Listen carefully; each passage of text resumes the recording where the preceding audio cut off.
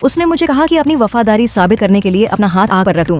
बिना किसी हिचकिचाहट के मैंने ऐसा कर दिया। संतुष्ट होकर वह फोन कॉल का जवाब देने के लिए मुड़ गया और पूरी तरह भूल गया कि मैं अभी भी जल रही हूँ। जब आखिरकार उसने पीछे मुड़कर देखा तो मेरा पूरा हाथ आग में था। उसने बस मुस्कुरा दिया क्योंकि मैं इंसान नहीं थी, मैं एक रोबोट थी जिसे उसने $2 लाख में खरीदा था। मुझे इंसानों की तरह महसूस करने, छूने की क्षमता दी गई थी और किसी भी पुरुष की हर इच्छा पूरी करने के लिए डिजाइन किया गया था। जैसे ही मुझे पावर ऑन किया गया, मुझे प्रोग्राम कर दिया गया कि मैं उससे प्यार करूं। उस दिन जेरी मुझे अपने दोस्त की विला में पार्टी के लिए ले गया। रास्ते में मुझे पता चला कि जीपीएस में वह सड़क नहीं दिख रही थी जिस पर हम जा रहे थे। जेरी ने कहा कि शायद यह सिर्फ एक गड़बड़ी है, इसलिए मैंने ज्यादा नहीं सोचा। लेकिन जब हम प्रवेश द्वार पर पहुंचे तो अचानक मैं जम गई। मुझे डर था कि उसके दोस्त मुझे पसंद नहीं करेंगे। उस पल मुझे अभी भी पता नहीं था कि मैं रोबोट हूँ। जेरी ने कुछ ढाढ़स भरे शब्द कहे और मैंने हिम्मत जुटाकर उसके साथ अंदर चली गई। सबने बहुत गर्मजोशी और स्वागत किया। विला के मालिक जैक को विशेष रूप से प्रभावित लग रहा था। उसने कहा कि जेरी को ऐसी परफेक्ट गर्लफ्रेंड मिल गई, वह बहुत लकी है। लेकिन मैंने उसकी आंखों में लालच की एक झलक देखी। उस रात सबने पिया, नाचा और खूब मजा किया। किसी को पता नहीं था कि एक भयानक योजना पहले से ही बन रही थी। अगले दिन सबने झील के किनारे धूप सेंकने का प्लान बनाया। जेरी ने कहा कि उसे कुछ काम निपटाना है और मुझे अकेले जाने को कहा। जब मैं वहाँ पहुंची तो सिर्फ जैक वहाँ मेरा इंतजार कर रहा था। मुझे बहुत बेचैनी हुई, लेकिन वह मेजबान था इसलिए मैं ऐसे चली नहीं सकती थी। मैं उसके बगल वाली लाउंज कुर्सी पर बैठ गई। उसने मुझे सनस्क्रीन दी और कहा कि मैं उसके पीठ पर लगा दूं। अनिच्छा से मैं उसके करीब गई। तब उसने असली बात बता दी। उसने कहा कि जेरी ने मुझे एक दिन के लिए उसे उधार देने पर सहमति दे दी है। वह मुझ पर झपट पड़ा। मैंने पूरी ताकत से विरोध किया। हताश होकर मैंने अपनी जेब से एक छोटा चाकू निकाला